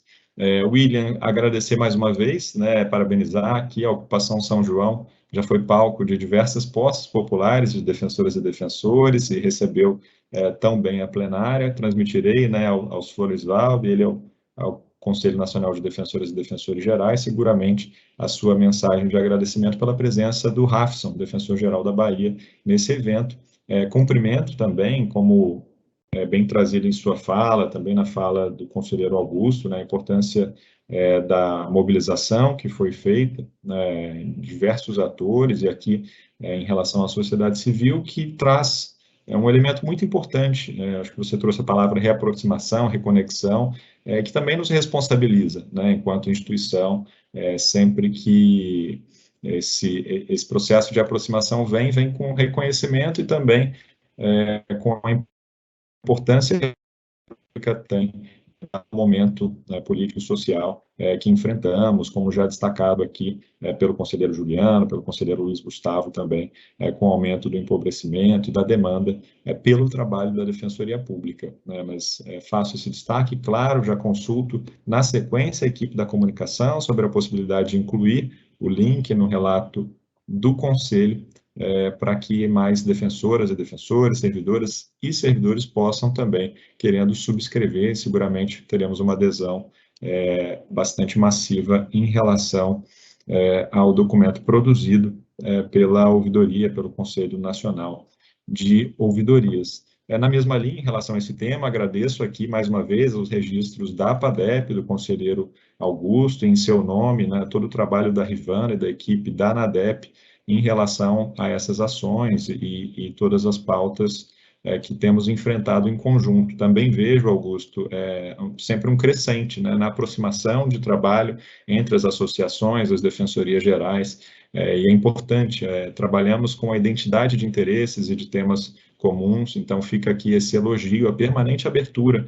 também, não só da PADEP, mas da Rivana Ricarte, presidente da ANADEP, para o debate público em relação a temas afetos à Defensoria Pública. A Rivana vem fazendo um trabalho como lhe é peculiar, de excelente qualidade e colaborando ativamente na defesa dos interesses da instituição e da sociedade. Então, fica aqui esse registro em relação à participação das associações e o trabalho conjunto com o CONDEG. Também agradeço o destaque em relação à ação que será julgada na próxima semana sobre um tema previdenciário de interesse de todas e todas, e o registro feito pela PADEP com a complementação de informações sobre a ADI 5644. Acho que gostaria de destacar aqui, conselheiro Juliano, respeitosamente, eu gostaria de divergir que não acredito que houve letargia, acho que todos e todas que temos trabalhado com temas de interesse institucional temos bastante desafio, nos últimos tempos não há espaço para descanso e para inércia, então as pautas têm sido múltiplas, mas compreendo, acho que nesse sentido de que aumenta o engajamento, a aproximação, e que há um potencial para fazermos mais, e seguramente, né, diante de tantas pautas, há um interesse de nos multiplicarmos e conseguirmos fazermos mais do que viemos de fato conseguindo realizar, né? Acho que houve uma construção bastante positiva, como o Augusto destacou, uma conjunção aqui de esforços envolvendo sociedade civil, associações, defensorias gerais, mas especialmente, né, defensoras e defensores, todas as equipes que compõem a instituição e que fizeram, né, acho que divulgações, trouxeram informações, colaboraram para um debate público de temas que são sensíveis para a sociedade. Eu acho que é sempre importante também nesse espaço, que é um espaço público de transparência, que fica divulgado no YouTube, nos nossos canais internos também, sempre esse cuidado, essa deferência, esse retorno a todos e todas que se engajaram nesse processo e que acompanham, né, toda a realidade da Defensoria, do trabalho, também essa transparência financeira e orçamentária que é essencial para o serviço público. Acho que em relação aos dados financeiros da instituição, a arrecadação, como vem sendo destacado esse colegiado, vem correspondendo às expectativas já apresentadas pelo Departamento de Orçamento e Finanças da Defensoria Pública, pela CGA, pelo Grupo de Planejamento Setorial, e seguramente, né, esses temas estarão estamos aqui à disposição para fazer todos os esclarecimentos ao colegiado. O Defensor Público Geral tem feito esse diálogo direto também com as associações, informando mais detalhes sobre como tem sido esse debate no ambiente político, né, com outros atores de outras instituições, executivo, legislativo, notadamente sobre o avanço também da proposta orçamentária, que é essencial para consolidarmos os planos da instituição para o ano que vem. Acho que, mais uma vez, eu gostaria de destacar aqui a qualidade do trabalho que é feito pela equipe do Departamento de Orçamento e Finanças, que, né, produz projeções bastante verossímeis. Juliano, Juliano, acho que no passado você tinha apontado certa vez que a projeção era muito ousada, agora que foi muito conservadora. E, na verdade, essa projeção tem sido bastante segura, mas o cenário é muito diferente, né? Nós enfrentamos aqui nesse contexto da pandemia um cenário ímpar e temos diversas preocupações nesse momento. Acho que institucionais e também, né, pensando aqui, claro, nas nossas equipes, nos membros e também no quadro de apoio, com o aumento da inflação que impacta, né, a folha salarial, mas também impacta todos os contratos da Defensoria Pública, os nossos convênios e parcerias. Então, seguramente esse tema será continuamente objeto de debates e de esclarecimentos para esse colegiado. Eu acho que, por fim, em relação à expansão, o conselheiro Luiz Gustavo bem trouxe, né? Luiz Gustavo, acho que a partir do julgamento do Supremo na última semana, nós precisaremos, né, já há um compromisso firmado com esse colegiado de que será apresentada uma proposta de expansão até o final de fevereiro, né, do próximo ano, e seguramente precisaremos ter debates aqui sobre as premissas, né, para esse modelo de expansão e a importância da Defensoria ampliar sua presença em outras comarcas, né? Isso acho que fica muito bem colocado a partir da última decisão do Supremo sobre assistência judiciária em municípios e seguramente, né, teremos aqui, ao apresentar essa proposta de expansão, uma reflexão específica sobre esse ponto. Claro, a projeção do FAGE, que indica o crescimento, né, no decorrer desse ano e para o próximo ano, é positiva, já que o fundo respondeu historicamente pelo incremento de defensoras e defensores. Todos e todas aqui acompanham esse histórico e sabem que os grandes momentos de expansão foram custeados pelo FAGE. Então, nesse sentido, a proposta orçamentária para o próximo ano, como já destacado, também contempla a expansão dos cargos de defensores e defensoras já aprovados no oitavo, de colegas, né, futuros colegas já aprovados para posse aí, aprovados no oitavo concurso, e ainda a perspectiva de iniciarmos, né, em breve um novo concurso, o 9º concurso para ingresso de defensoras e defensoras na instituição, já, né, que iniciaremos em breve o debate de expansão de cargos. Então, aqui, conselheiros e conselheiras, tentando contemplar os pontos que foram trazidos de forma mais célere possível. Por favor, Antes Juliano. de você avançar na pauta, posso só, até pela interpretação que você acabou fazendo na minha fala, pode ser que a PADEP, ouvidoria, outros possam ter entendido assim também. Então, eu acho que é justo eu, pelo menos, tentar, né? Quando eu falei em letargia, não é daqueles que estão em posições de necessariamente liderar determinadas questões. PADEP, ouvidoria, a própria administração. É esperado da administração, todos os componentes, da PADEP, todos os componentes, da ouvidoria, ainda mais o William, né, presidindo o Conselho Nacional de Ouvidorias, é esperada essa atuação. Isso é uma coisa. Outra coisa é esse engajamento generalizado que aconteceu nesse momento. É essa letargia que eu quis criticar, que existia previamente, porque a gente vem percebendo, talvez até pela pandemia, que muitas questões muito sensíveis só são verbalizadas por alguns colegas quando pisa no calo, sabe? Quando dói. Como essa é uma questão geral, talvez até por isso, foi suficiente para dar esse gatilho, essa faísca, e a instituição voltar a parecer viva. É essa sensação que, em muitos momentos, eu particularmente, eu comecei a ter que parecia que estava, sabe, todo mundo se acomodando a ser essa instituição quase coadjuvante em algumas questões que ela não tem nada que ser coadjuvante. Ela tem que liderar vários debates. Então, se pareceu uma crítica à administração, deixar claro, não foi aos colegas que estão na administração, a PADEP, a ouvidoria. Não, o que eu quis era enaltecer esse momento, né, que pareceu outros momentos que a gente já viveu. Quem está aqui desde o início, né, já teve a oportunidade de viver outras.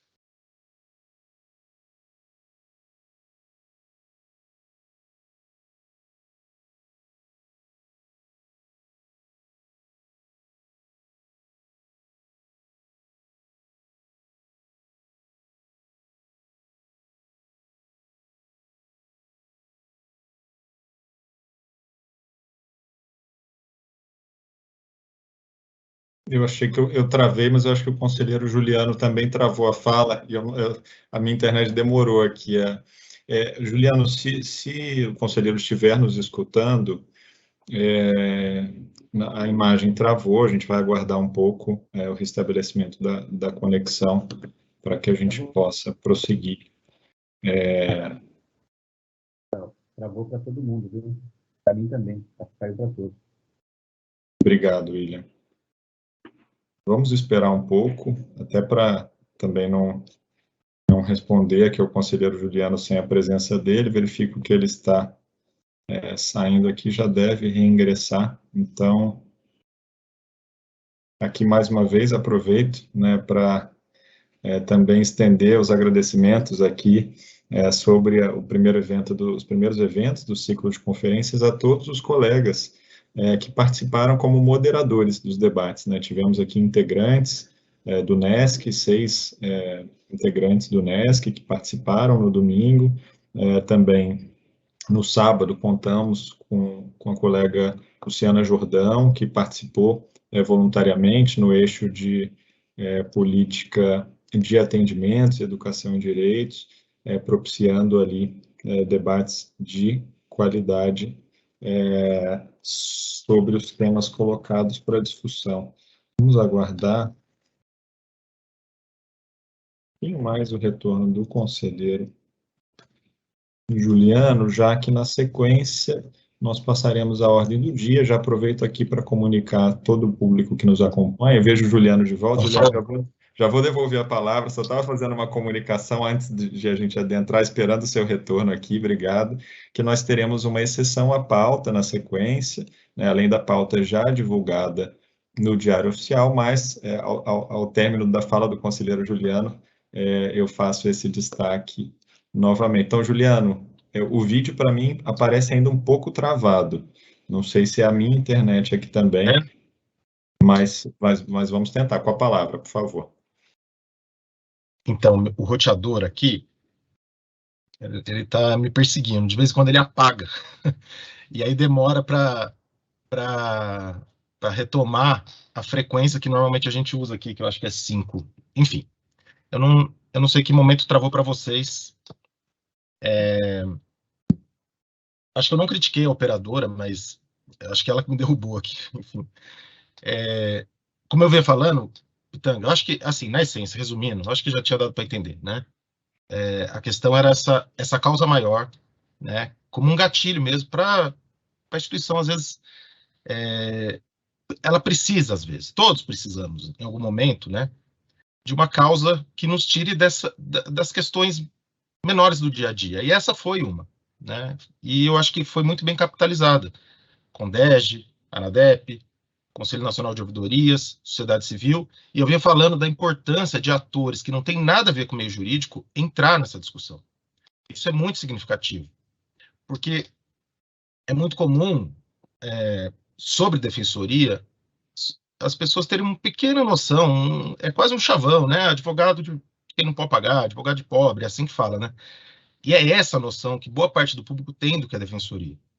E quando vemos atores, personalidades, estava falando do poder de requisição da defensoria, quer dizer que a gente entrou um pouquinho a mais no debate público. E é esse o ponto que eu queria ressaltar e deixar claro que eu não estava fazendo uma crítica à administração, à ANADEP, não era isso. Vocês estão aí, nós estamos aqui, né? Eu também estou no conselho, nós estamos aqui para tentar fomentar esses debates, fomentar essas batalhas, tal.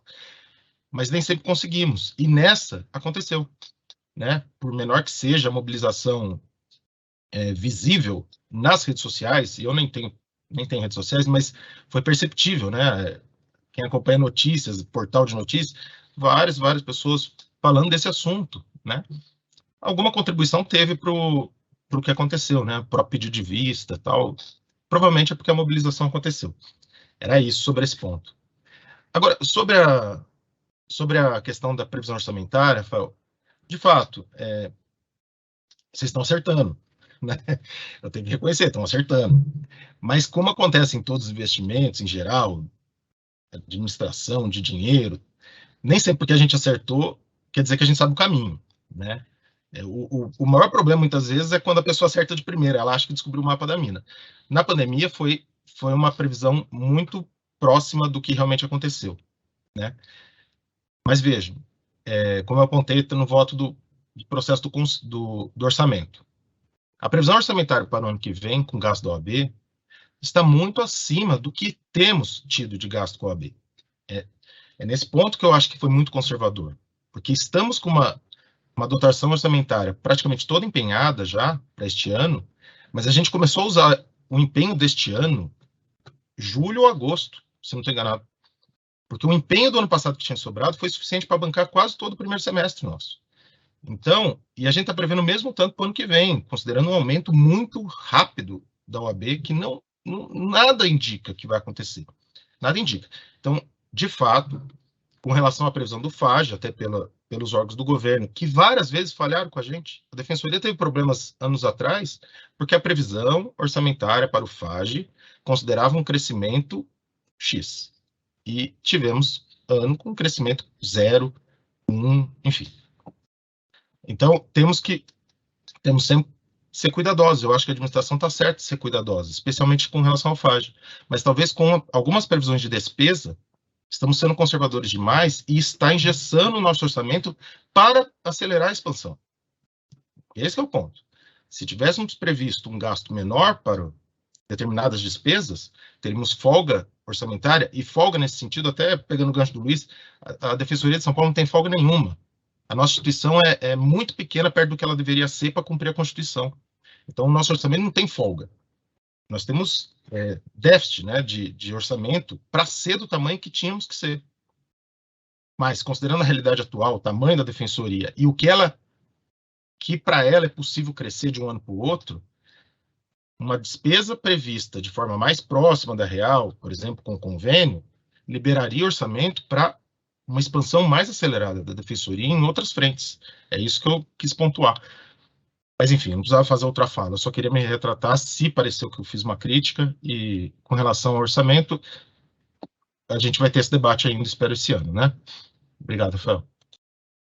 Obrigado, Juliana. Olha, também me desculpe aqui se eu tiver interpretado equivocadamente sua fala, acho que eu quis fazer esse destaque, e eu não falo nem da administração, nesse contexto que nós vivemos nos últimos anos, né, já mais de um ano e 8 meses, né, nesse contexto de pandemia, eu acho que nenhum de nós conseguiu ficar parado em relação às nossas concepções de vida, em relação à forma de agir, à forma de trabalhar.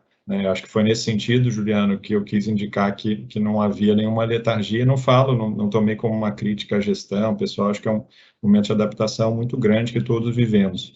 Em relação à pauta política, à pauta pública, eu acho que a fala do William é muito boa, né, porque também é um processo de como a defensoria se conecta à sociedade, né? Essa é uma via de mão dupla, e que, historicamente, em São Paulo, nós tivemos essa proximidade, e no contexto da pandemia é um desafio, né? Veja que nós que estamos com essa missão de, no papel da gestão, né, conduzir alguns aspectos centrais da instituição, de também até a equipe, né, a sinergia de equipe e de defensoras e defensores do quadro de apoio, sem a possibilidade de contato, né? Então, foi um momento de adaptação. Também esse contato com a sociedade civil precisou ser feito de outras formas, né? E a realização do ciclo de conferências foi muito interessante nesse aspecto, né? Porque foi um processo de debate muito intenso, se alcançaríamos o objetivo almejado no caminho digital, né? Então, para dar esse exemplo, e é um processo de conexão com a sociedade, né? Qual é o interesse que as pessoas têm de vir a cada 2 anos debater o que é a defensoria pública, opinar nos rumos da instituição, e depois ter ou não uma devolutiva, né, se suas propostas foram ou não foram implementadas, que hoje também a gente tem um belo sistema de monitoramento virtual, né? Então, eu acho que esse processo que ocorreu em razão dessa ADI é um processo positivo, mas que nos responsabiliza também, enquanto instituição, em cada um dos nossos papéis aqui ou no dia a dia, na base, de como manter, né, essa conexão, essa simbiose e a divulgação do papel da instituição. De fato, a Defensoria de São Paulo tem uma das piores relações de número de defensores por habitantes, né? Nós temos quase um defensor ou defensora para 60 mil pessoas, com o público-alvo, naturalmente, essa proporção em torno de 50 mil, e que tende, né, a crescer em razão da crise econômica que nós vivemos. Então, acho que em relação a esse ponto, estamos aqui irmanados, o objetivo é comum. Eu quis fazer essa ponderação porque, de fato, todos nós temos sido muito desafiados, né? Acho que em relação à questão orçamentária, Juliana, e até como há uma referência na nossa fala ao orçamento para assistência suplementar, e como temos, inclusive, um julgamento na próxima semana no Supremo relacionado a esse tema, vou buscar aqui ser muito cuidadoso, mais uma vez, no tema, nos esclarecimentos prestados. Acho que houve uma divergência, né, da proposta orçamentária, entendendo que o orçamento para assistência suplementar poderia ser menor no próximo ano do que tinha sido apresentado em nossa proposta. Mais uma vez, eu gostaria de reforçar que nossa proposta partiu, por um lado, das metas já fixadas no plano plurianual, né, que dentro da organização orçamentária estabelecida na Constituição Federal tem um papel central de planejamento das instituições, e nesse sentido, há uma identificação de que, em relação aos gastos com assistência suplementar, não apenas com o convênio com a Ordem dos Advogados, mas inclusive também com algumas outras parcerias. Hoje a Defensoria tem mais de 100 parcerias, muitas delas voltadas à assistência suplementar. Houve um represamento de gastos, né? E com isso, nós que estamos transitoriamente nesse espaço, temos que assegurar, né, disponibilidade orçamentária para que, no próximo exercício, a gestão, a administração da Defensoria Pública tenha condições de honrar todos os compromissos que foram aí firmados pela instituição. O cenário de previsão orçamentária, de previsão de despesas, é um cenário novo também que se coloca. Então, não há um caráter estático nas nossas projeções. Nesse sentido, nós já fizemos atualizações diversas vezes e compartilhamos com esse colegiado de projeções de arrecadação, né, de projeção de receita FAAD, que houve uma alteração muito robusta no início da pandemia, com uma perspectiva muito ruim, especialmente a partir dos meses de abril, maio e junho de 2020, e com depois atualizações e perspectivas de melhora do cenário orçamentário no decorrer do último exercício.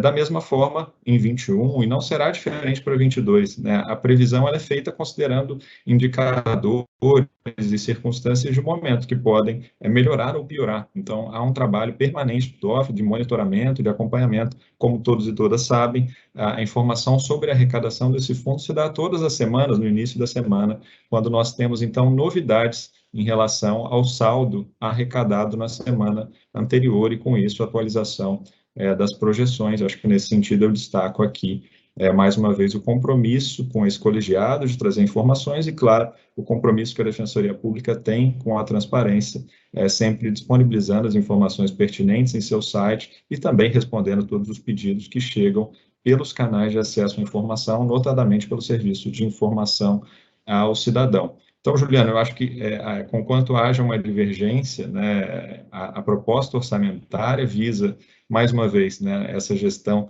tem prazo até maio de mandato, e as reflexões, o cuidado do trabalho que vem sendo desenvolvido é para que a Defensoria, de maio em diante, também tenha condições de honrar todos os seus compromissos.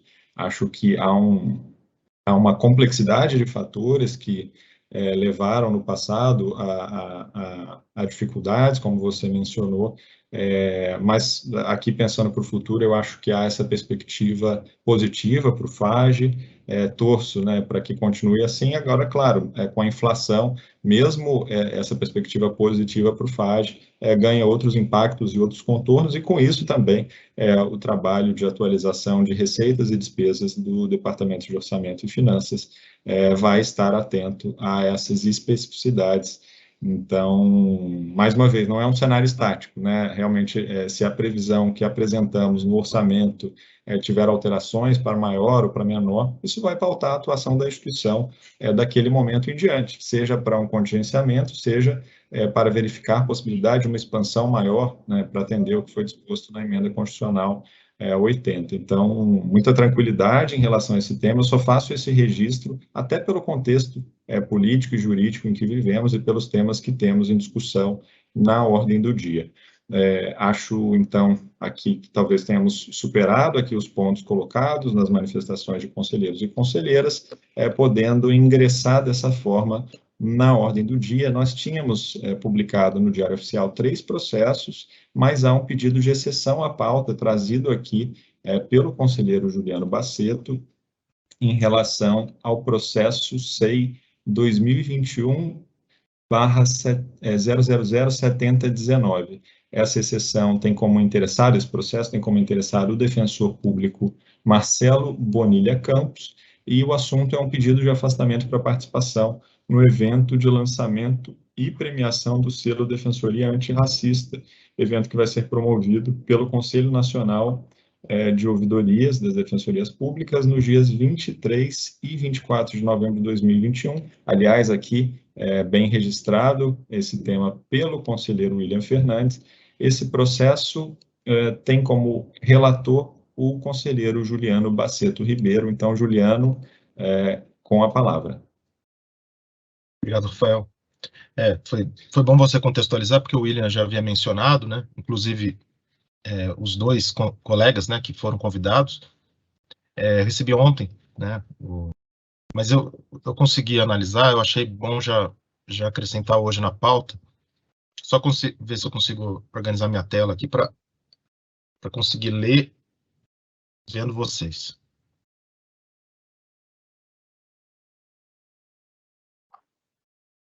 Já jogo o voto lá no SEI também, tá? Aqui eu deixei no Word aqui. Senhor presidente, senhoras conselheiras, senhores conselheiros, trata-se de pedido de afastamento para participação no evento Selo Defensoria Antirracista, formulado pelo defensor público Marcelo Bonilha Campos, lotado na 16ª Defensoria Pública da Unidade Itaquera, nos termos do artigo 1º da Deliberação 27 de 2007. Trata-se de evento promovido pelo Conselho Nacional de Ouvidorias de Defensorias Públicas a ser realizado em Salvador, na Bahia, nos dias 23 e 24 de novembro. O interessado foi convidado para participar no evento completo e especialmente como palestrante na mesa que discutirá sobre os desafios e perspectivas das políticas afirmativas no sistema de justiça. O requerimento do interessado vem instruído com o prospecto do evento, com seu conteúdo programático e a data de realização, além da consonância com os fundamentos de atuação e atribuições institucionais da Defensoria Pública, o interessado justificou a pertinência do evento com suas funções, pois é o presidente da Comissão Especial e da Subcomissão Especial de Cotas da Defensoria Pública. O interessado informou ainda o período de trânsito da noite do dia 22 de novembro até o final do dia 24 de novembro, e que não está convocado para atividade de núcleo especializado, nem designado para exercício de atividade de especial dificuldade ou extraordinária. A coordenação da unidade Itaquera concordou com o afastamento, esclarecendo que não haverá prejuízo aos trabalhos, pois 13 defensoras estarão em atividade no período. A unidade conta com 18 cargos. Então, voto muito simples. Considerando que todos os requisitos do artigo 1º da deliberação foram atendidos, acolho o pedido de afastamento do interessado tal como formulado. É como voto. Obrigado, Juliano. Então, em discussão, não havendo oradores inscritos em votação, favoráveis permaneçam como se encontram. Aprovado. Obrigado, então, conselheiro Juliano. Agradeço aqui mais uma vez ao William por já ter contextualizado esse tema, também pelo convite que foi dirigido à coordenadora do NUDI, a doutora Isadora, e ao nosso defensor público geral, para a participação nessa importante atividade. Na sequência, nós temos aqui os processos já divulgados na ordem do dia. O primeiro deles é o processo 1081 de 2021, tem aqui uma solicitação de inclusão na pauta pelo conselheiro relator, conselheiro Samuel Friedman. A interessada é a servidora agente Melina Machado Miranda. O assunto é o pedido de afastamento para exercer o cargo de supervisora no Departamento de Monitoramento e Fiscalização do Sistema Carcerário e do Sistema de Execução de Medidas Socioeducativas do Conselho Nacional de Justiça. Bom dia, Samuel, com a palavra. Obrigado, bom dia a todos, bom dia a todas. Na verdade, é só o relatório semestral, tá? Excelentíssimas senhoras conselheiras, excelentíssimos senhores conselheiros, trata-se do 6º relatório semestral de atividades da agente de defensoria Melina Machado Miranda, que se encontra afastada por este colegiado para exercer a função de supervisora do Departamento de Monitoramento e Fiscalização do Sistema Carcerário e do Sistema de Execução de Medidas Socioeducativas do Conselho Nacional de Justiça. O relatório reto indica detalhadamente as atividades envolvidas pela interessada no departamento, notadamente nos programas Justiça Presente e Fazendo Justiça, executados em parceria com o Departamento Penitenciário Nacional, o Programa das Nações Unidas para o Desenvolvimento e o Escritório das Nações Unidas sobre Drogas e Crime. Considerando atendido todos os requisitos formais, voto pela aprovação do relatório periódico do afastamento em curso. É o voto. Obrigado, conselheiro Samuel. Em discussão, não havendo aqui inscrições, então passamos ao processo de votação. Favoráveis permaneçam como se encontram. Aprovado. Na sequência, obrigado, Samuel, mais uma vez. Na sequência, nós temos na pauta o processo 2051 de 2021, que tem aqui a solicitação de inclusão na pauta pelo conselheiro relator, conselheiro Luiz Felipe Fagundes. O processo tem como interessada a defensora pública Alessandra Pereira de Mello e como assunto um pedido de alteração de atribuições do acervo de processos, feixe de atribuições da 5ª Vara, finais 5 a 9, visando a sua redistribuição. Então, gostaria de passar a palavra ao conselheiro relator. Bom dia, Luiz Felipe. Bom dia, presidente. Na semana passada, eu informei que havia diligências a serem cumpridas, mas que eu mesmo poderia me incumbir de adiantar ou de antecipar este processo de diligências para evitar que o Conselho causasse algum atraso na análise deste pedido, mas fiz os pedidos às coordenações, à colega. As informações ainda estão chegando, não chegaram de maneira completa, de forma que eu não tenho subsídios para apresentar o voto, ao menos na sessão de hoje. Eu peço, então, que seja retirado de pauta e prorrogada a discussão do tema. Agradeço ao conselheiro relator, não parece haver oposição de nenhuma das conselheiras ou dos conselheiros, de modo que fica prorrogada a discussão em relação ao processo 2051 de 2021. Na sequência, nós temos na pauta um último processo, que é o 5389 de 2021, que trata aqui da coordenação, tem como interessada a coordenação do Núcleo Especializado de Defesa do Consumidor. O assunto é a proposta de abertura de inscrição para integrantes desse núcleo especializado, já que é ultrapassado o período de abertura período do prazo de inscrições. Então, devolvo a palavra aqui ao conselheiro Samuel, agora na condição de relator desse processo. Obrigado. Excelentíssimas senhoras conselheiras, excelentíssimos senhores conselheiros, trata-se de procedimento instaurado a pedido da coordenação do Núcleo Especializado de Defesa do Consumidor, com requerimento de abertura de inscrições para preenchimento de uma vaga aberta no referido núcleo, bem como aquelas que eventualmente viessem a surgir. Publicado o edital de abertura de vagas no Diário Oficial do Estado e também enviado por e-mail, não houve inscrições de interessados ou interessadas. Nesse contexto, voto pelo arquivamento do feito. Ficam abertas aqui, então, as inscrições para discussão. Não havendo inscrições, favoráveis permaneçam como se encontram. Aprovado.